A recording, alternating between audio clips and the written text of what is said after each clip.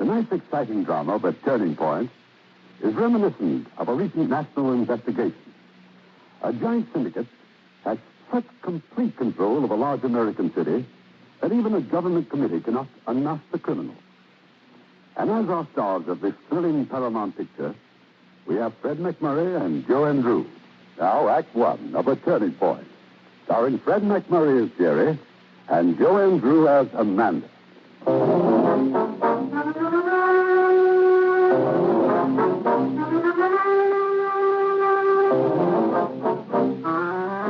Maybe there were tougher, more corrupt towns in the country than our town. But from where I sat on the Daily Chronicle, I couldn't see any. I couldn't see him for dirt. So when I heard that Johnny Conroy had been made special prosecutor to clean up crime, it gave me quite a jolt. Johnny Conroy, the fair-haired kid I grew up with, matching ideals against the brass knuckles of Neil Eichelberger's syndicate. The brilliant young Professor John Conroy, if you please, with ivy still twining in his collegiate hair against no-holds-barred Neil Eichelberger. I shuddered. I found it out while Johnny set up his headquarters on the mezzanine of the Harrison Hotel. I left the rosy preliminaries to the greeters, the dreamers, and all the other happiness people who didn't have the heart or the sense to let Johnny know what he was in for.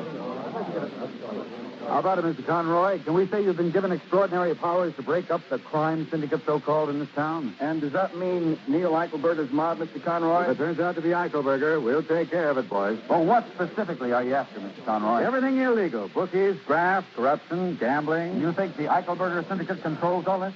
Well, if it does, we'll find it out, break it up. May we have a last picture, Mr. Conroy? Please, gentlemen, Johnny has to go to work. Just one more picture. Yes, sir, boys. Go ahead. Shaking hands with the district attorney. Yeah. How's this? Fine. All right, get it, Gus. Got it. Thank you, Mr. Conroy. I want to tell the press I'm going to need your help. I know you'll go along with me. I'll give you everything I can. My headquarters are going to remain right here, spread all over the mezzanine of the Harrison Hotel, so you know where to find me. Thanks a lot, boys. Thank you, gentlemen. All right. Let us through, please. Let us through. Thank you. Thank you. Oh, dear. After that, Neil Eichelberger will be a vacation. Now, we've got to get organized. Shall I make it 12:30 at the mayor's office, Johnny? Yeah. At 8:30 in a plush place dear to your heart for dinner. Hmm? Request filed for consideration pending fulfillment of official duties. I'm awfully doggone in love with you, uptown girl. You're sweet, Johnny. Hi, Johnny. Jerry McKibben. It's good to see you again, Good Johnny. to see you again. Jerry McKibben of the Chronicle? Oh, I'm sorry. Amanda Waycross, Jerry McKibben. How do you do? Hi. Amanda's helping me out. Combination of Girl Friday and spiritual advisor. Also picnics on weekends. Amanda Waycross, huh? The Waycrosses? Oh, why? I just wanted to get the outfit name and rank correct for publication. How you got into a crime wave should be quite a story on the society page. Congratulations, Johnny. Thanks, Jerry. Jerry and I grew up together on Caroline Street. Well, it's nice you've both got such important friends in each other. Yes, isn't it? Johnny, there are all kinds of messages, none less than cosmic, and you'll never call. Oh, yeah, I promised I'd have late breakfast with Mom and Dad. Come along, Jerry. We can talk. And lunch at 12:30 with the mayor. I'll get fat on this job. You want to bet?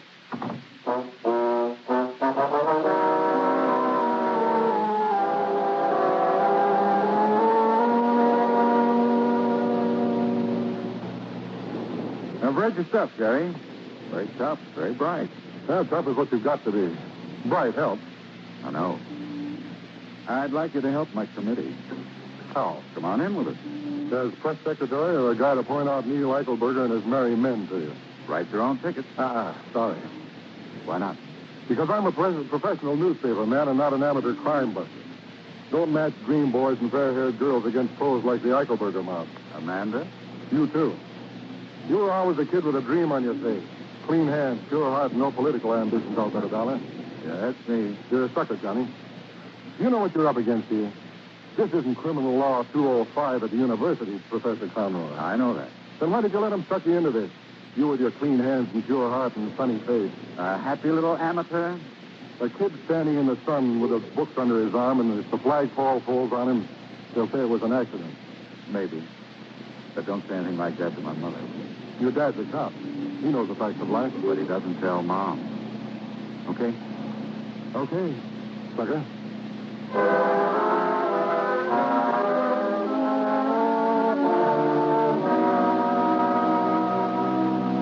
Are you sure you won't eat another baked apple, son? Oh, lunch with the mayor, Mom. He'll scowl if I don't eat with him. It's the same old political game, son. Take it from an old hand. Election's coming up, and the governor wants to get some advertising out of this committee of yours. Well, what do you think, Jerry? You working on this with Johnny? No, just doing a series on the personal life of the special prosecutor. The important thing, Mr. Conroy, is how do you feel about it all? Well, I don't see how any committee in any hotel is... Well, how do you mean, Jerry? Haven't you heard from the department? By urgent request to the governor himself. You're my chief investigator. No. Why not, Matt? I won't have it. Why? What's the matter? I'm just a cop. Stop. You're the best criminal investigator on the force, and you know it. You're a professional, Mr. Conroy. I'm just a hard-working, hoodlum-pinching cop. And that's where I'm comfortable. But what we need most is a cop, an honest cop who knows this town inside out. That's you, Matt. We'll talk about it later. I got to get back to work. Oh, take care, Matt. I will, honey. Nice to see you again. Yeah, goodbye, Matt. Funny, I thought he'd jump at it. Thanks for the breakfast, Mrs. Conroy. Oh, it was a pleasure. I'll see you later, Johnny. I work, too.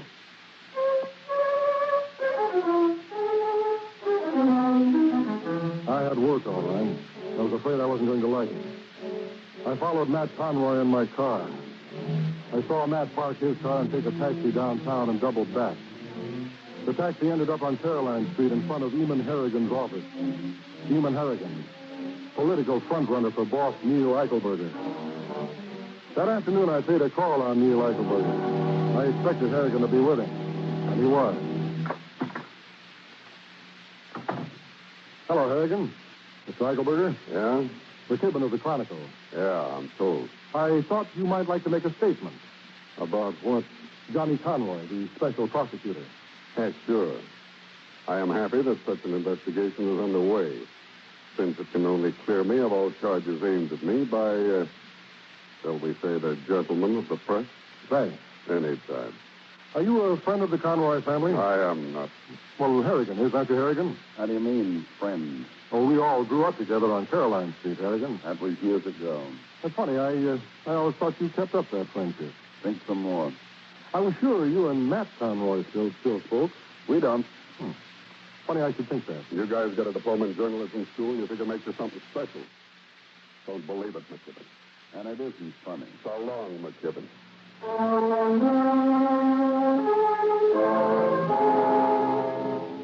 It wasn't funny. It stank with corruption. But I went back to my office and wrote a starry-eyed story about how the young law professor was going to clean up crime, and how that honest cop, his own dad, was to be his special investigator. Johnny wanted his job like a ball of fire, I'll say that. Questioning goons and patsies and wise guys and gunsels for 3 weeks and getting nowhere slowly. Until he came across a slick, no-down, no-good named Silbray, a former cop. All right, then, Mr. Silbray. Suppose you listen to this. March 27th, you resigned from the police force. On the same day, you went to work for Eichelberger. The second day, the first day we talked terms. Selling whiskey, as you claim. Odd job. Killing people, odd jobs like that. You're cute, Johnny. You were taking down a lot of small-time bookmakers, and Eichelberger got you off. He did you a favor, you did him one. You arranged the Manzanati's killing. I never heard such junk in all my life. You were a cop, Silbray, and you sold out. And if it's the last thing I do, I'm going to nail you. I'd rather nail one crooked cop than 100 hooligans. Now, get out. You'll find Manzanati's wife with or without you, that's all.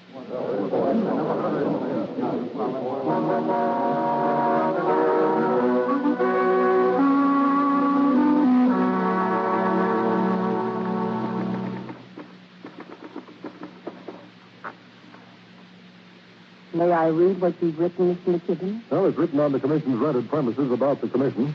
Go ahead, but try not to look down your nose if you read it. You write very well. The Amanda Waycross accolade for superior journalism. You don't think very much of what we're doing. Well, I think you're all as clever as all get out. For amateurs and society dilettantes, that is. For girls whose experience with crime is limited to parking tickets. Well, I suppose you think I'm quite a fellow to stick my cultivated nose into a professional cleanup campaign. As a matter of fact, I do. You're quite a girl, Miss Waycross. Only why would you want to walk barefoot across a pigsty? I want to help Johnny. A real professional would say, I hate crime and I want to step on it and maybe do myself some good at the same time. You don't care for me. I hate fumbling where it costs the game. The game isn't over yet, Mr. McKinney. Jerry, Amanda, we're in business. Come in, Pop, shut the door. We've located Mr. Manzanetti. Oh, wonderful. He's right here in town, hiding out at 446 Pond Street under the name of Mrs. Stefan Nova. Oh, is this for publication, Jerry? No, off the record, Jerry, please. Okay. Oh, Johnny, the first real break. Better keep Mrs. Manzanetti's on ice. Pop will take care of that, won't you, Pop? Sure, son. Sure. Sure. Get her in at 10 tomorrow, Pop, will you, for sure? Leave everything to me, son. We've waited a long time for this. See you in the morning. Right. Not bad for amateurs, Mr. McKinney. If Mrs. Manzanetti talks. Well, what do you say we all go out to dinner somewhere? Might even treat with a good domestic champagne. No, thanks. I've got to work. I'll see you later. Jerry, you'll keep this Manzanetti's break strictly hush-hush. Suppose the story leaks out. Do I still have to keep quiet? It won't leak out. This happened to the committee before. If I were the professor, I'd question me, you, the DA, and the whole kit and caboodle. I'd screen everybody. You know they've been screened. Of course you know. I'd screen them again. I'd get to know them back to the time they were born. However, I'm not running this committee. But if I were, I'd question my own mother.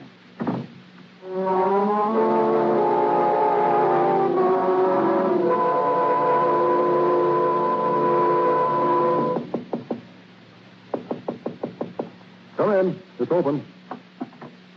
Well, Miss Waycross, to what do I owe the honor? Kevin, I want to talk to you. What happened to your champagne dinner with Johnny? We changed our plans.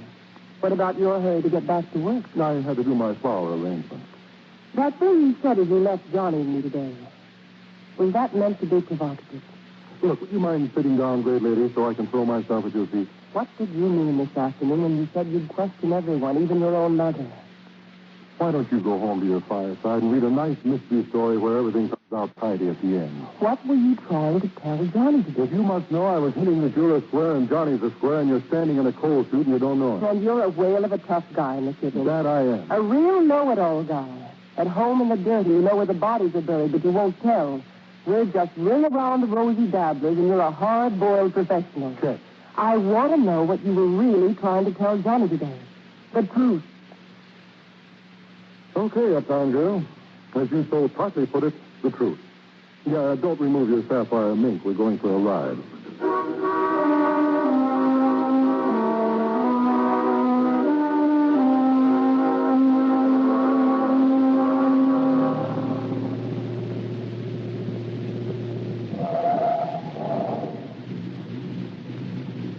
Well, this is it.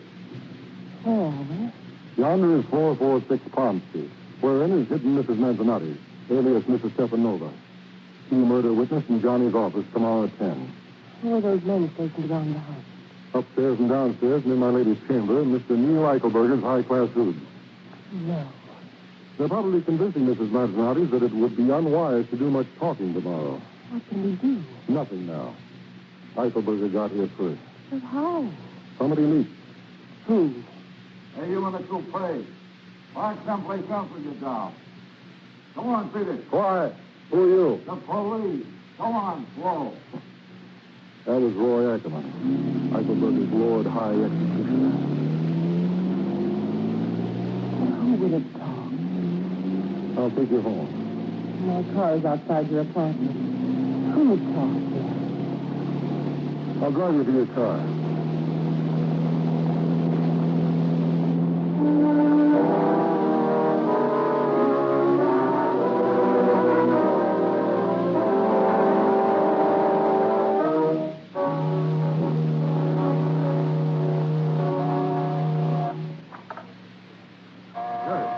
Hello, Matt. What are you doing out here at this house? Come in. Is Mrs. Conroy asleep? Yeah, you sit down. What's up? I checked on 446 Pond a half hour ago. There wasn't a cop there. I didn't think it was necessary. Ackerman was there with his goon. Somebody tipped him off to Mrs. Manzanetti. Harry, you're crazy. Look, you called Harrigan right after you left us at the hotel. You're drunk. I know you're working with Eichelberger, Matt, through Harrigan. I've known it for weeks. I've been trying to figure out what to do about it. Harry, you must be crazy. I grew up with Johnny. I know how he feels about you, and I don't want this to tear into pieces. And I don't want to see you in jail. Any more than I'd like to see you in a dirty alley, dead. I won't listen to any more of such rotten talk. I'm going to print what happened today at Manzanati's. But I'm going to leave you out of it. This time. It's a lie. If you don't want Johnny to find out that his father's been crossing him every day of the calendar, you better start figuring some way to clear yourself. Get out. Okay. I'll give you 24 hours.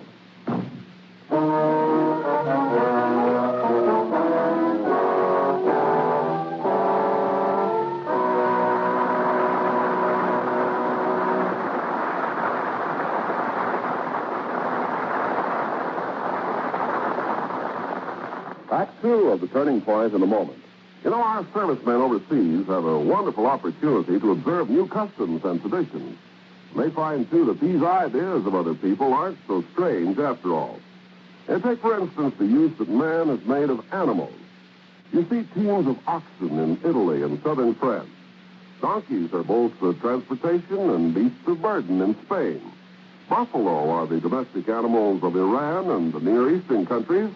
Camels in Africa, the elephant of India, and dog teams in Alaska. Well, when you understand the reasons behind the use of these animals, it doesn't seem strange that they should be used in other countries. Why camels in Africa? Well, because in spite of their bad tempers, they're well equipped for desert travel. Eyelids that keep out the sand, stomachs that can store up water for a long journey. Why dogs in Alaska? Because they're meat eaters, ideal for a country with little vegetation. Why oxen in Italy? Because their strong muscles enable them to do heavy work that would literally kill a horse. These people are as fond of their animals as the American farmer is of his pedigree bull or his prize-winning sow. The same is true of other customs and traditions in all countries. The way of doing things may be different, but the ideals are the same. These customs are important to the people who follow them. And our servicemen are helping to maintain goodwill by observing the customs of other people in other lands. Now, our producer, Mr. Cummings. Act 2 of The Turning Point, starring Fred McMurray as Jerry and Joanne Drew as Amanda.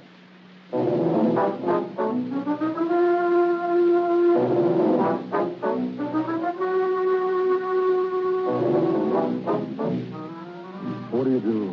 Tell your best friend with stars in his eyes that his father is more crook than top? All the next day, I kept hoping that Matt Conroy would come up with something to clear himself. But what? He was in too deep. I broke the Manzanati story, figuring it wasn't the story that Johnny had told me to hush up. But I was afraid Johnny wouldn't see it my way, and I was so right. I was afraid to go near him at a party Amanda threw for him that evening. But Matt was at the party, too, and I kept hoping something good might come out of the evening. But, Johnny, darling, this is a party. I know. And it's for you. Don't talk shop tonight. Somebody intimidated Mrs. Manzanetti so that she wouldn't say a word in my office today, but how did that somebody get to her? I refuse to talk shop, Mr. But there's some kind of a pipeline out of our office to Eichelberger. Whom do I have to buttonhole to get another of your water drinks, Miss Waycross? Hello, Jerry. I'll get you a refill. Talk to Johnny and keep it friendly. Hello, Johnny. That was a fine stunt of yours, publishing the Manzanati story. Well, I gather Mrs. Manzanati's arrived at the hearing perfectly briefed by the opposition. That's not the point. Keep it friendly. The point is, how did you know what was going on at Pond Street? Well, shot in the dark. You know what the story does to the committee, to me. I printed a simple story that happened to be true. I put terrific pressure on us to explain away the top secret stuff that's been leaking out of our office. Oh, what's wrong with that? It's a tramp newspaperman stunt breaking our confidence for a story. Look, Johnny, I didn't tip where she was. I told a different story that I dug up for myself. And put me right on the spot. I thought something better of you, Jerry. Okay, Professor. Disillusion starts setting in the minute you lose faith in Santa Claus. So grow up. Wait a minute. Where are you running to? Tell Amanda I choose to get loaded in the library. Keep it friendly.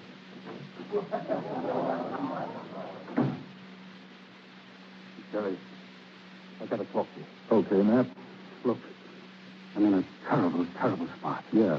I lost my temper last night. I'm sorry. That's all right, Matt. Suppose I admit what you said last night. Will you go along with me? That depends. The way people figure, a cop is supposed to be more than human. Work harder than anybody, be more honest than anybody, and pay for his own equipment. He's not supposed to want money or things for his family. He's altogether too high principled for that. Well, it works fine for a while. Then, somehow or other, you get to be 40. You have a kid growing up, and you want some things for him. And then you find you're in debt. Suddenly you find some easy money in your pocket. It isn't crooked money at first. And then you find they own you. They got me in a nutcracker, Jerry. You've got to help me. Well, there's only one thing you can do. Deal behind Eichelberger's back. Feed them phony information. And try to stay alive. Or you can tell Johnny the truth. No. I can't do that. Well, I can't think of anything else. Jerry, Eichelberger had me on the carpet this morning. Well? After your Manzanati story. He burned me for not having told him that a newspaper man was with us when we got the lead on the Manzanati woman. He called me a dumb flatfoot and a fly cop. And I had to take it. Is that all? No. He's giving me one more chance. There's a folder in the DA's old files he wants you to get. Why? File on Lloyd Castor, 1934. Caston blabbed about things that didn't mean anything then, but they do now. They want that folder. How do I duck that and stay alive? You get it, man. Get it and give it to him. Only have it photostated first. Oh, it may be shadowed. What about that? What? Jerry, I thought I told you and Johnny to keep it friendly. Hi, Matt. Well, I got to go, folks. Well, thanks, Jerry. I'll look into that for you. Yeah. I brought you a ham sandwich instead of a drink. Oh, thanks. You mind if I eat and run? Is your car downstairs? In the garage. Give me the keys, huh? No. Okay. Operator, this is Miss Waycroft's apartment. Would you order a cab right away? Thanks. Thank you very much, Miss Waycroft. I'll see you later. Jerry!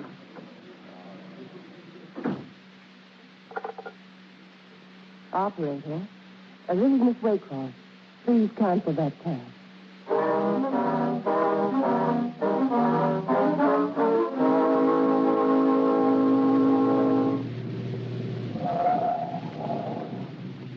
Taxi, sir?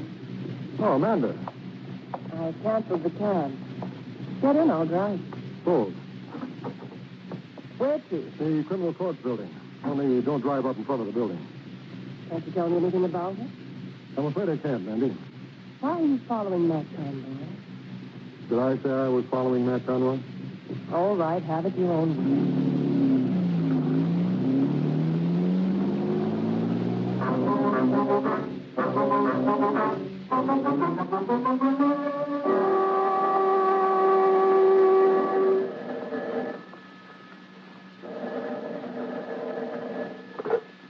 Yeah? Hello, Harrigan. Who is this? This is Buck in photo engraving.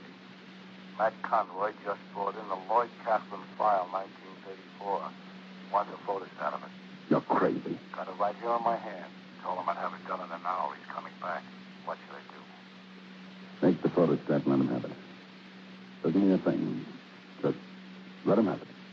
Okay, boss. Trust a crooked cop.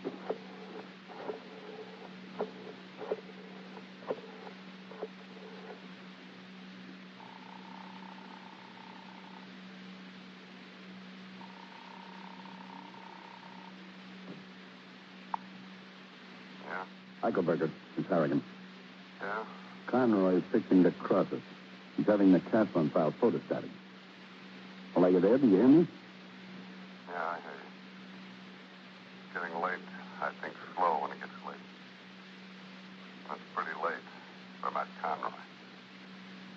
Talk to you in the morning. Not before. Takes planning. In the morning. Night, Harry.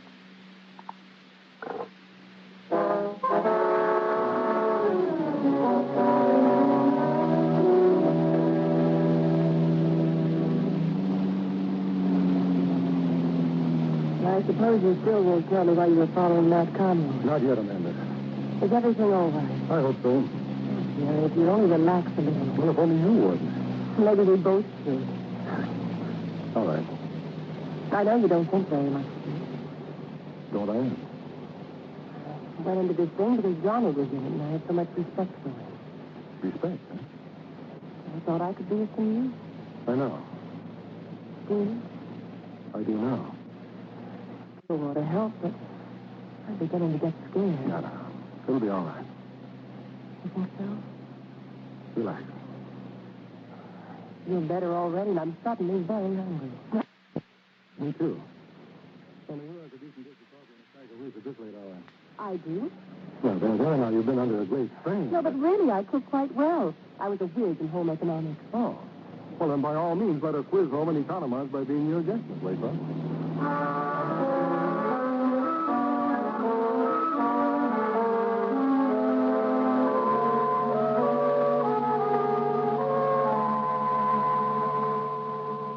So there you have it.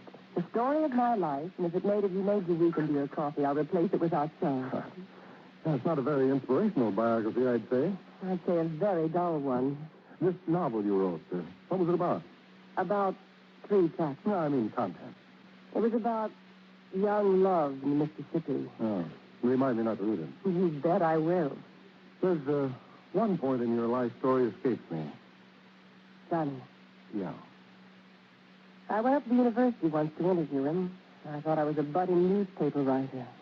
And he fell in love with you. I suppose so. First sight? I guess so. Yeah, you have that kind of effect. What a nice thing to say. I thought you knew. I rather hope. Did you, Amanda? Did you? It's getting late. Does it matter? It's supposed to. Yeah, well, I'll help you clean up. I'm great with dishes. There's no pun intended. No, thanks. Do you want me to go? Yes. Mandy, you're not much good as a cloak and dagger girl. We've been yapping half the night, and what have you found out about me? Enough. I guess we both have. Something we didn't want to know, maybe. Do you still want me to go, Amanda? Amanda?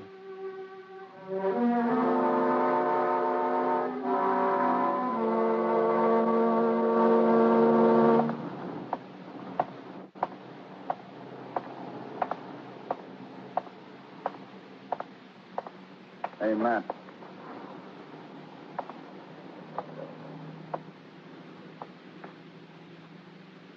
Hello, Harrigan. Got that Catherine found okay? In the envelope. It would have been much simpler to mail it. Eichelberger's waiting for him.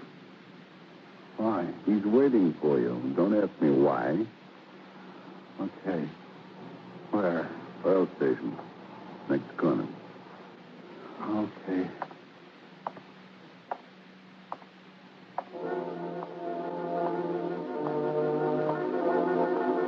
Matt Conroy never got to that oil station.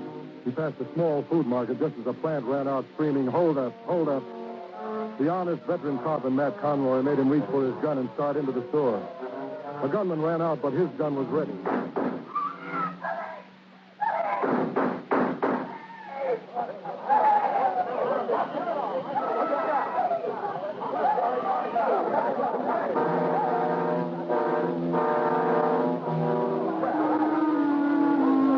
Matt Conroy was dead on the sidewalk. The gunman was dead, too. And a truck that had been standing at the curb whirled away and disappeared. And that was it. That was how Neil Eichelberger paid off Matt Conroy, Johnny's old man. Let me tell your readers that my father, Matthew Conroy, was killed in the line of duty. No connection has been established between his death and his official position with the Crime Commission. All of his friends are invited to the services. And well, that's all, gentlemen. Thank you.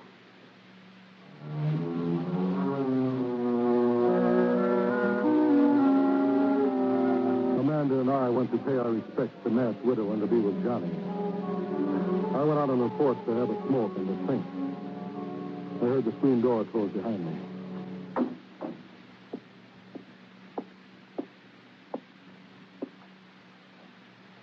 Jerry, Yeah?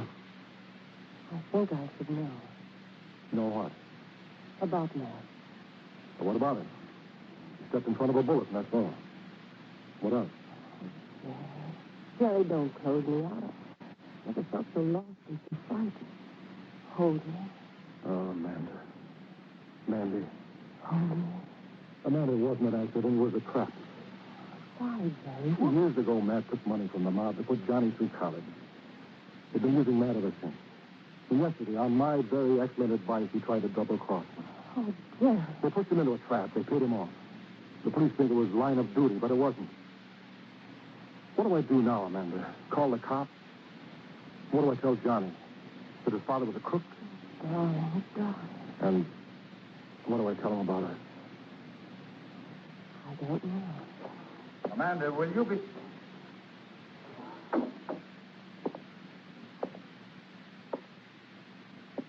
Mandy, I wonder if you'd go in and help Mother. Of course, Johnny. You mind, Jerry? No.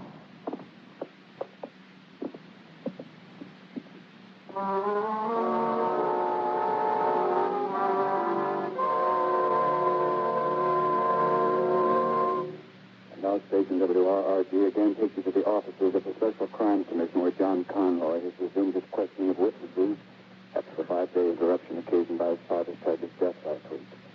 Mr. Conroy is questioning Neil Eichelberger about his finances. Returning to these security transactions of yours, Mr. Eichelberger, when you did buy such securities, didn't you use a sort of clearinghouse for the transactions? That's right. You owned a company for just that purpose. That's not true. I do have some shares in the security company. What company? Well, Arco Securities, isn't it? oh, yeah. Arco. I'm sure you won't object to this committee subpoenaing the records of Arco Securities, Mr. Eichelberger. Why should you? Would you, Mr. Eichelberger? No. Well, why should I? I have absolutely nothing to conceal. Splendid. My hands are clean. Thank you, Mr. Eichelberger. That'll be all today.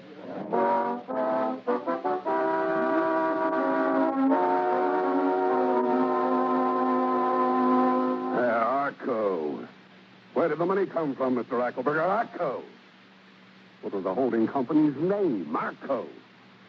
Why did we leave such a loophole, Hennigan? We had to for the income tax record, Neil. This professor had to come along with a bee in his bonnet and trip us up with Arco. Arco. Well, once he subpoenaed the books were finished. Yeah, there's one thing to do. The building's got to go. Go. But there are apartments upstairs. People. Yeah, you can wake him up and carry him out, Harrigan. Be a hero. You can't do it. You can't believe it, can you? Now, that's what makes it so good. A jury wouldn't believe it either. Would they, Harrigan? Would they?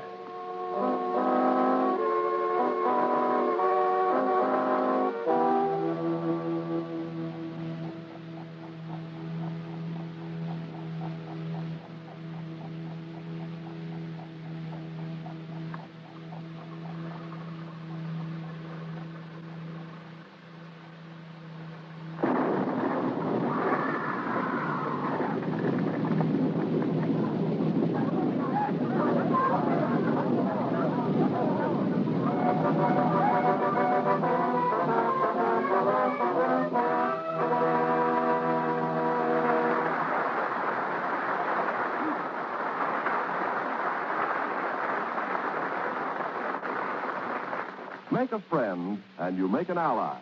There's a thought for you to keep in mind, as many another American has. In 1945, Lyle Hayden was sent to Iran by a privately financed organization to help the farmers with their agricultural problems. At first, they were listless and disinterested. But Hayden started a small demonstration farm to show them what could be done. He began to drill for the water he was sure lay beneath the villages. And when he hit it, his second-hand pump began pumping 15,000 gallons an hour. Well, now the Iranians welcomed his help. With their aid, he purified the water, removed the threat of malaria from the irrigation ditches, started a successful chicken breeding program. Then he opened a free school to teach the children reading and writing. And it was so successful that the Iranian Minister of Education asked him to organize his teaching methods in other villages. Hayden offered a teaching job to any young villager who could learn to read and write. The successful ones came from his night school classes. As the months and years went by, Hayden continued educational and agricultural programs throughout the country. And today, what prosperity the peasant farmers of Iran enjoy can be attributed to the tireless work of Lyle Hayden, who combined the best qualities of missionary and businessman to win the thanks of a grateful people. Once again, an unselfish American proves that by helping others, you help your country. The curtain rises on Act 3 of The Turning Point, starring Fred McMurray as Jerry, Joanne Drew as Amanda, with Whitfield Connor as Johnny. The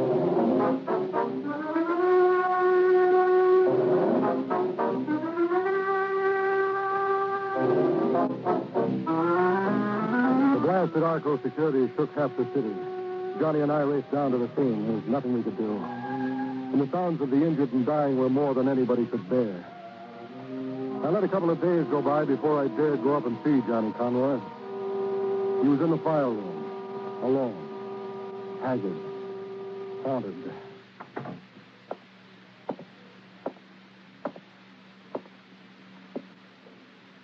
Johnny? Anything new, kid? I'll ask you. Anybody come out of that explosion alive? One or two still fighting. I listened to you months ago, Jerry. Yeah? And you suggested I wasn't the man for the job. I changed my mind, Johnny. And we both have. You haven't. And maybe you can tell me how long it's going to take to get the smell of burning flesh out of my memory. Oh, but you can't blame yourself. You warned me. I was just a kid standing in the sun with a dream on my face. Look at those files. Thousands of pages of testimony. What good are they? The Arco files are the key to this case. They're gone. That's right, Johnny. To make a case against Eichelberger now would take a major hunk of criminal evidence. Well, by the time that happens, if it ever happens, this committee will be history. Dead. What do you mean, Johnny? I'm quitting. Okay. So we strike off a medal for Neil Eichelberger and all his foul kind, huh? The winner and still champion are the Wolves, right? Does that suit you? How many more people do you expect me to kill? I've dug up a story, Johnny. It's a murder story. We play it right, and we can panic Eichelberger into making a mistake. What murder? I'm going to have to knock you to your knees again, Johnny. What murder? Your father.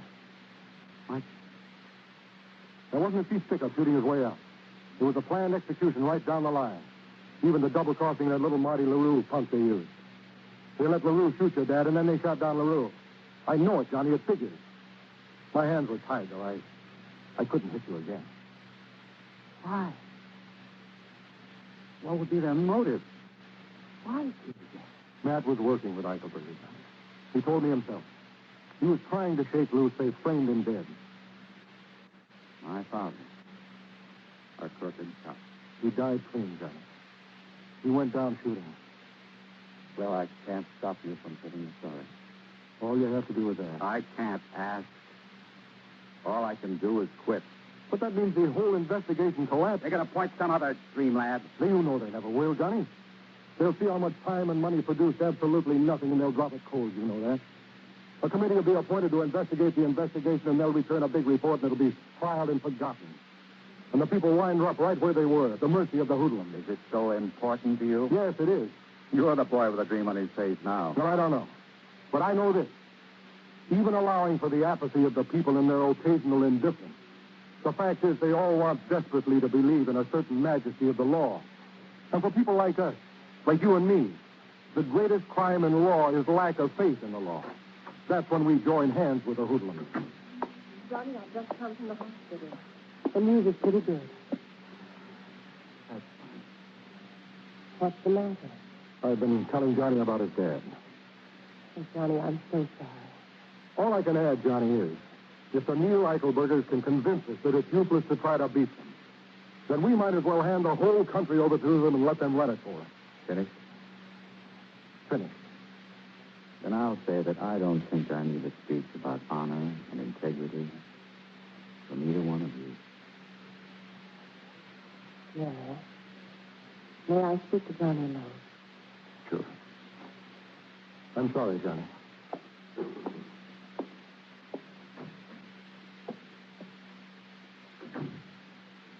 I understood what you meant about Jerry and me. I'm sorry I couldn't have told you. It's unimportant now. I can't apologize or ask for forgiveness.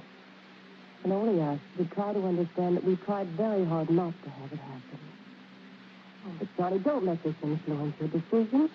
If you walk out now, you'll regret it the rest of your life. Sometimes a few people have to pay a heavy price to help the law. Let Jerry publish the story about Pop? What do you think? What about my mother? What about the people who died in the Arco fire? And Jerry has an angle. Oh, Jerry always has. If you can identify your father's nerve with Eichelberger, you'll have them, Johnny. You'll pay them back. You tell Jerry. Tell him what? To print the story.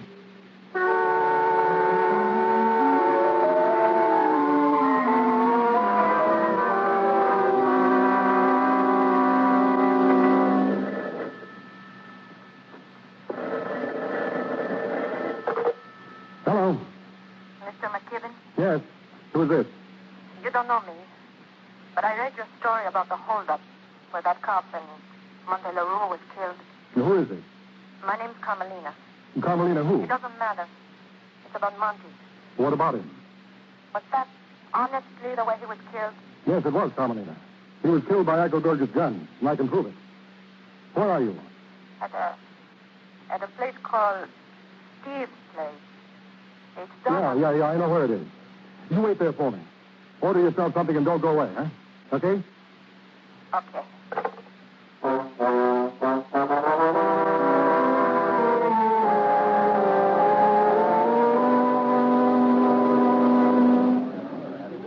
We can talk at this table, Carmelina. I want to know, was that how Monty was killed? They hired Monty to kill that policeman. And then they killed Monty. Were you his wife? Yeah. But I didn't want him to get into it. I couldn't stop him. He was crazy to be a big guy. Yeah, I know. They told him they were going to make him a big guy. Who told him? In the next room, I heard them every word. A big guy. Who was in the room, Carmelina? Carmelina, did you see Monty's body? Yeah. I saw it. You'd like to have them pay for that, wouldn't you? Yeah. Who was in the room, Carmelina? A guy named Ackerman. Roy Ackerman? And somebody called Herm. Herm. Herm what? What was his last name? Carmelina, what was Herm's last... What are you staring at? Behind you. In the doorway. It's them. How did they know you were here? I don't know. I live in the next block. Have they seen you? Yes. Are they coming? Yes. Well, listen fast. There's a kitchen door behind you. When I say now, run for it. I'll be right behind you. Don't get lost and don't let them get you. Yeah. All right. Now. Ready? Hey, no!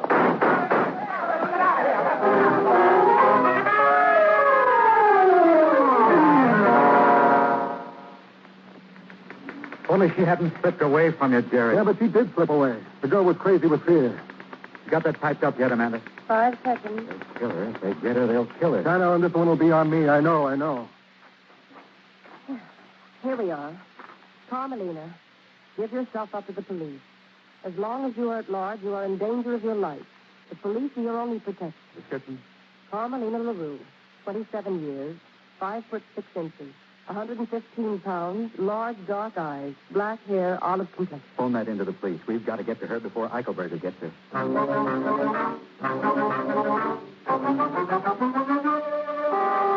What's the matter with you, Ackerman? You nervous? I'll tell you what's the matter, Eichelberger. That dame is loose and she can talk. She talks to McKibben. You'd never stand up in court. We'll be sitting in court waiting to see if it'll stand up or not. I'll tell you who, me. Forget it. And I'll tell you something else. This guy McKibben is the only guy who can identify the LaRue dame.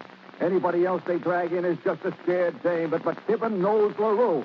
You worry about the courts, Eichelberger. I'm going to change our luck. No, you won't, Ackerman. One big mistake was knocking off Matt Conroy. Talk to yourself, Eichelberger. Now, you heard what I said. Lay off McKibben.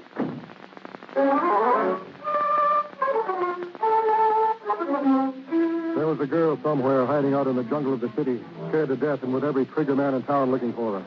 Wanting something to get me off the front page and into the obituary column. I put a shifty little informer named Pinky Smark on Ackerman's trail, just by way of staying alive myself. You're my pal. You're my pal, Jerry, but I hear nothing. So keep working, Pinky. Find Ackerman and don't let him out of your sight.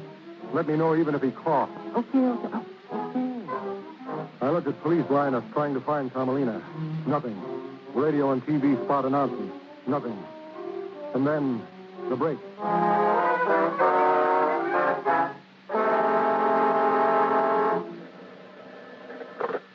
Yeah? Jerry McKibben, the Chronicle. That's right. Who are you? You don't know me, but my name is Samuel Lester. I'm a fight manager. I used to manage Monty LaRue. I think I can tell you where Carmelina is. Where are you now? I'm at the fights. Now, listen. I'll leave a ticket at the box office for you. You come along. I'll take the seat next to you as soon as I can get away. I got a boy in about here. How do I know this is on the square? You're not worried, are you, McKibben? You got nothing to worry about? I know what you mean. How safe can you be? All right, Sammy. I'll be there. So long, McKibben. What'd he say, Sammy? What'd he say? Okay is what he said, Mr. Ackerman. Okay. Okay, Mr. Ackerman?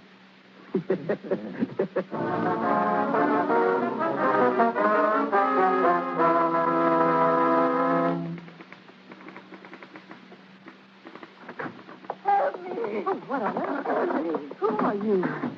I'm Carmelina. Johnny! It's Carmelina! Johnny, she's here! Carmelina's here! Good girl, good girl. Carmelina! Sure, now. Give me a hand.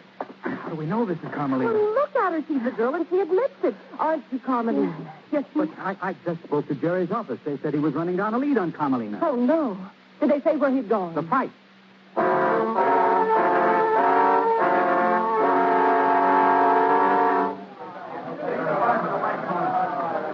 Hey, pal. Pinky. I've been looking high and low for you. Who told you I was here? In your office. I told him it was important. And, pal, it's important. Have you found Ackerman? I found him right here. And I saw him point you out to one of his out-of-town cricket bets. There's a gun on you, pal. So watch it. I gotta go. Thanks, Pinky. You'll be seeing you later, pal.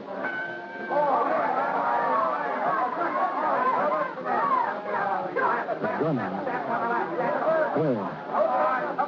When? Maybe when the crowd roars so they won't hear the shot.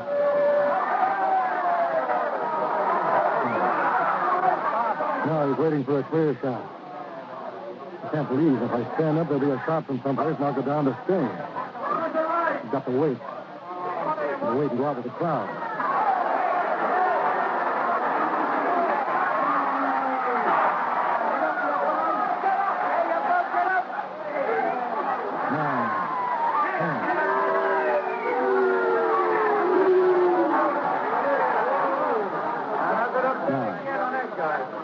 Stay with the crowd. Go up the aisle. Into the tunnel that goes to the street. The guy with the gun. Where is he? Where is he? Where is he? Jerry! Where is he? Jerry McKibben! Come in. Jerry McKibben, hold up your hands! Johnny. Jerry, where are you? No, keep away from me. Jerry! Jerry! Keep away, Amanda. There's a gun on me. Johnny, I see him over here. No. Jerry, we've got Carmelina. Get away from me. There's a gun on me. This is another trap. Get away. Hi, Jerry.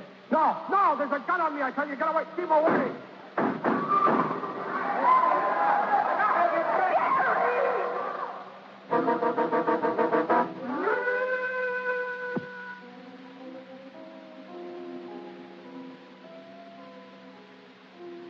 Jerry? Oh. Hi. That's all you can say? You've got to stay in bed and be quiet for a week. Bed is no place for a working newspaper man. It seems to me there was an awful lot of shooting for one wounded reporter. But Carmelina can't. We've got Eichelberger and Harrigan and Austin and the whole mob. The gunman? Yes. Wait a minute. And don't talk. What Carmelina talks, he said. He said that as if we at least got some value for the price. What price? Not just me. Amanda. Where's Johnny? Sometimes, someone has to pay a great price to uphold the majesty of the law. Johnny. He tried to protect you and me from the sun. Yeah. He stood in the schoolyard with his books under his arms, and a dream on his face. And the flagpole fell on him. The least we can do is set the flagpole up again for him. Isn't it, Jerry? Yeah. Check.